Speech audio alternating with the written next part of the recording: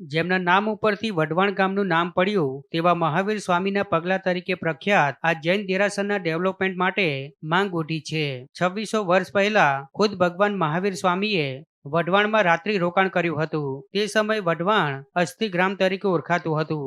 ભોગાવો નદી કાંઠે મહાવીર સ્વામીના પગલા ધરાવતું વર્ષોથી દેરાસર આવેલું છે, પણ હાલ ત્યાં સાફ સફાઈ અને ડેવલપમેન્ટનો અભાવ છે। ત્યારે મહાનગરપાલિકાના નવા બજેટમાં યાત્રાધામ તરીકે મહાવીર સ્વામીના પગલા આવેલા છે તે દેરાસરને ડેવલપ કરવા જૈન સમાજ દ્વારા માંગ કરવામાં આવી છે। આજથી 2600 વર્ષ પહેલા સુરેન્દ્રનગરની બાજુમાં આવેલ જે વર્ધમાનપુરી કહેવાય એ વઢવાણ શહેરમાં મહાવીર સ્વામી ભગવાનના પગલા આવેલા છે।